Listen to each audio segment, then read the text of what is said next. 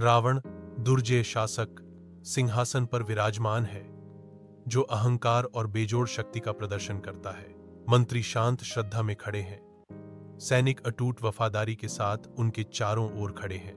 रावण की घोषणा दरबार में गूंजती है, मैं तीनों लोकों का स्वामी हूं, मुझसे बड़ा कोई नहीं है। उनके शब्द पूर्ण शक्ति के साथ गूंजते हैं, एक घोषणा जो किसी भी असहमति को स्वीकार नहीं करती। लंका के भव्य दरबार का एक विस्तृत दृश्य, जहां हर पत्थर रावण के प्रभुत्व की फुसफुसाहट करता है। दृश्य दिन की रोशनी में नहाया हुआ है, लंबी छायाएं डालता है, जो रावण की प्रभावशाली आकृति को बढ़ाती हैं। शांत लेकिन दुखद अशोक वाटिका में सीता बैठी हैं, उनका चेहरा चिंता से भरा हुआ है। रावण प्रकट होता है, उसकी आवाज एक भयानक प्रस्ताव के साथ गूंजती है, मैं तुमसे शादी करने का प्रस्ताव रखता हूं। सीता की आंखों में विद्रोह की चमक है, उसकी आवाज अटूट संकल्प के साथ गूंज रही है, मैं केवल श्री राम की पत्नी हूं और हमेशा रहूंगी, वह घोषणा करती है। सुनहरे समुद्र तट पर श्री राम, लक्ष्मण और शक्तिशाली वानर सेना एकत्रित होते हैं, जो क्षितिज के खिलाफ एक दुर्जेय गठबंधन है।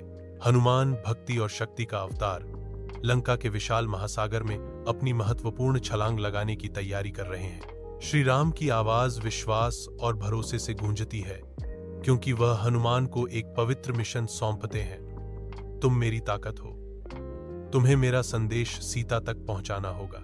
हनुमान के चेहरे पर अटूट संकल्प के साथ वह श्रद्धा में झुकते हैं, सीता के लिए लहरों के पार आशा ले जाने के लिए तैयार हैं। लंका के मैदानों पर अराजकता का राज है, क्योंकि राम और रावण अलंकृत रथों पर एक दूसरे का सामना करते हैं। तीरों का एक तूफान आकाश में भर जाता है। रावण अपने रथ पर डटकर खड़ा है, उसकी कई भुजाएं हथियारों से लैस हैं, जैसे सेनाओं के टकराव से धरती कांप रही हो।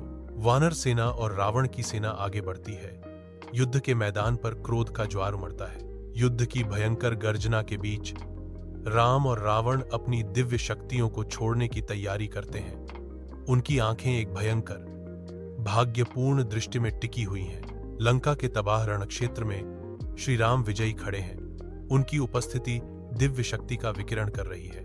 रावण का बेजान शरीर स्वर्ग से गिरता है, नीचे धरती पर गिरता है। श्री राम की आवाज युद्ध के मैदान में गूंजती है, आज धर्म स्थापित होता है और बुराई नष्ट हो जाती है।